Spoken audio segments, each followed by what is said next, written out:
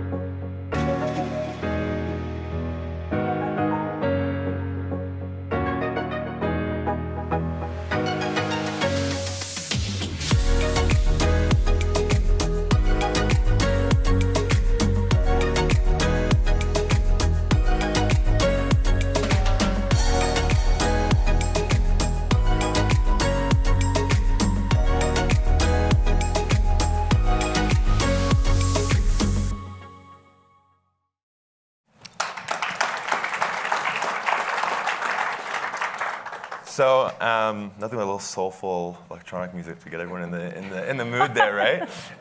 So to go one step deeper, Jill and I actually were talking earlier. I mean, I first met her at CES, I guess a little bit over a year ago, and then had a couple follow-on meetings after, and she kind of told us that they're investing heavily in this multi-year program called Planet or Plastics, and a big kind of topic for her was how do we engage and inspire the next kind of generation to really care about this issue. So a series of meetings later, we kind of came back to her and said, why don't you kind of allow the next generation of storytellers to really create content around this very important cause, or I think what we would both say epidemic. And so it really turned into kind of a two-pronged approach, a large-scale kind of writing contest inviting our global community of creators to create stories inspired by these amazing kind of pictures and photos on our platform, which were taken by Nat Geo's community of photographers, and then also deliver this really hard-hitting kind of 20-second spot. That's where that 28 million kind of metric came from up there. But that's enough for me. I figured we can start it off. So Jill, this is a multi-year initiative and something that Nat Geo's investing in fairly heavily. At the early stages, what were kind of the insights from your end to really bring the Planet or Plastic program to life on day one? Yeah, absolutely. Love to talk about that. So National Geographic is a brand that has been delighting and engaging consumers with the power of storytelling for 130 years. And we've been doing a lot of work over the last 3 years since we established a joint venture between 21st Century Fox and the nonprofit National Geographic Society to see how we can continue to invest in this brand to ensure that it is relevant for the next 130 years. And a big part of that was taking a look at what matters to our audience. And we believe deeply, and always have, that the more people understand the world around them, the more deeply they will care for it, and they will find their role in sort of ensuring that we keep this planet in balance. And so we've been doing a lot of work to understand what was on the hearts and minds of our audience. And we're definitely looking to bring in a more millennial mindset kind of consumer. And so one of the things that a younger audience is really looking at are more future-oriented topics. They're really concerned with what's happening with climate change, and they're specifically concerned about what's happening with marine pollution and the impact of plastics. And so, as a kind of first long-term CSR effort for our brand, we decided to launch this multi-year Planet or Plastic campaign. 9 million metric tons of plastic end up in our oceans every single year, and it's having massive ripple effects on marine wildlife and what will happen to human health as well. And so, this is really an effort to drive education and awareness and hopefully change people's behavior. So we have this ambition to get our audience to pledge to put 1 billion less pieces of plastic into the world over the next 2 years. And we know that it's young people who are craving not only the information, but solutions and tools. And so while we've got a huge audience, we're the most followed brand on social media, our audience tends to skew a little bit older, and so we were looking for ways in with this younger, more passionate audience, consumers who want to actually engage with a brand like National Geographic because it's going to deliver something that's important to them, which is their own personal growth, right? And really feeling like they're able to leave this world a better place. And so, we wanted to kind of experiment with the Wattpad community, and we have been absolutely delighted with the response that we've had related to this effort. And I think it's exceeded both of our expectations, and I think it's a real proof point to a lot of the things that we're talking about and we'll talk about over the next day, which is, purpose matters. We see all the data as marketers. Consumers are choosing brands that are making a difference in the world. They're craving this personal growth. And I think the level of emotional reaction that we received from your audience on this topic has really reinforced that. And it's been a really inspiring and great collaboration. Yeah, it's been amazing. Actually, it's fun to work on all over because this is an important cause and I believe in it, and I know my team did. But it warmed my heart to actually look at the agenda for these couple days because I think purpose and purposeful content was a session, I think, every day. So I think kudos to all of us for kind of pushing the industry in that direction. It'd be great to kind of go maybe a step further on the Wattpad side. Yeah. We were one of a few different channels in the mix. I think I remember both of you and your team were saying we were a bit like unique part of the marketing mix. Yeah. Maybe you can elaborate a bit on that. Yeah, absolutely. So again, as a brand that has been a publisher for a very long time, you can imagine that our average existing user skews a little bit older. And again, across our social platforms, we do have a lot of younger millennial kind of Gen Z followers out there, but we have not been as successful in actually engaging them. And this came up in some of the work we already saw today. This idea of co-creating we know is really important to our audience, and that's what they're craving from us. They don't want to just follow, they actually want to co-create. And so we loved the idea of Wattpad as a forum for aspiring storytellers because it's something that's so core to what we do.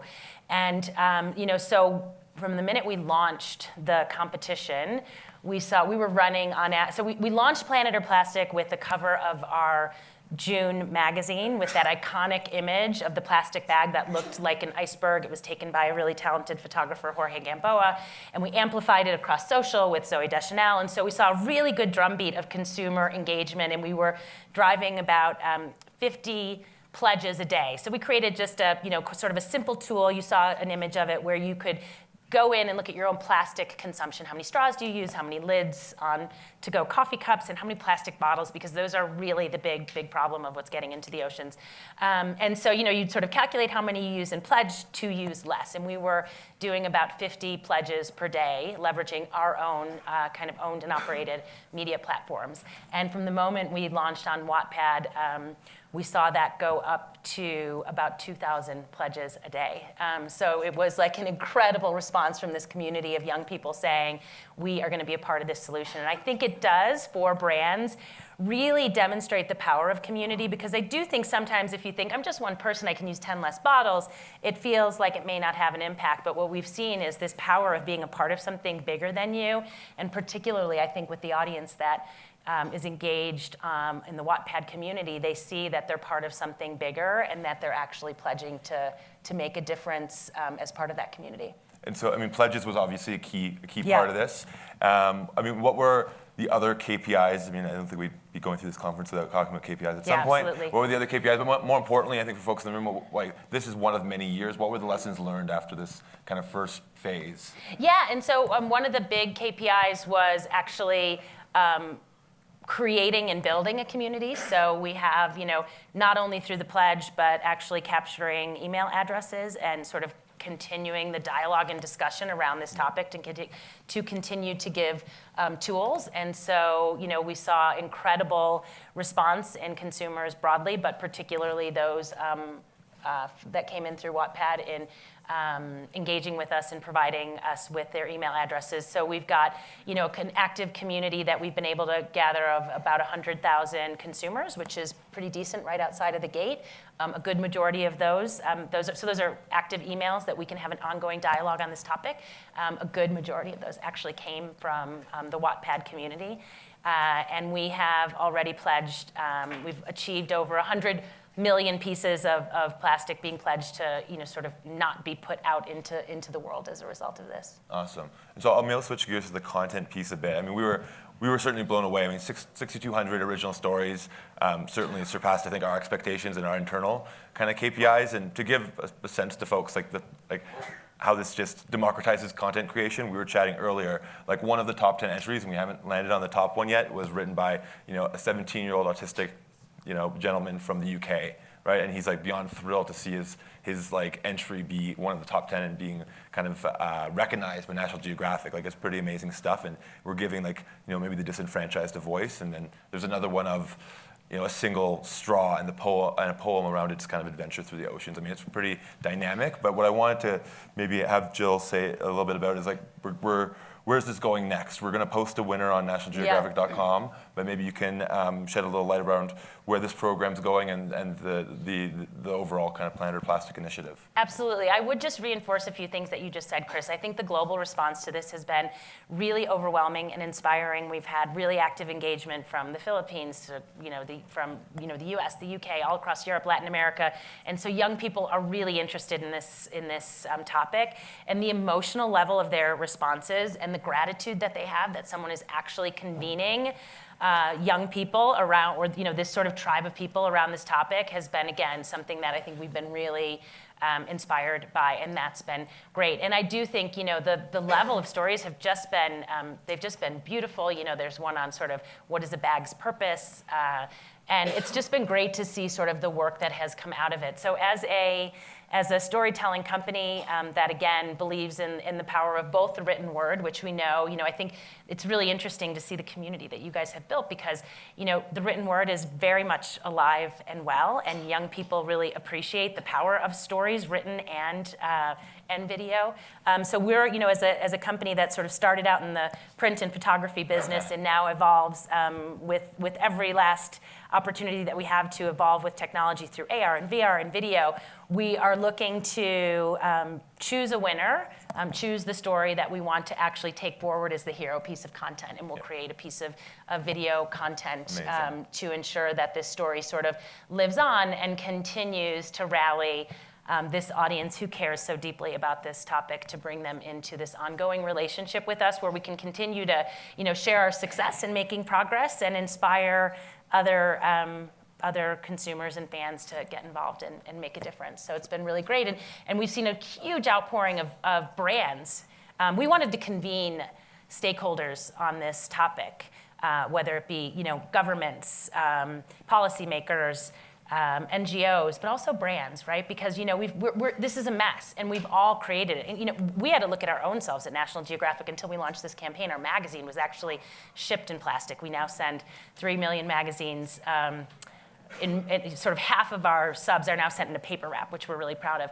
But we see brands coming to us, actually wanting to see how they can be a part of this content. So we just see it continuing to build momentum, and this partnership was an incredible way to kick it off and validate how important this topic is. Amazing. Well, I think we're almost out of time. I guess the key takeaway there, I mean, Nat Geo is really living their values, because Jill told me, I mean, they removed all the plastic from the magazines before they even went out with this.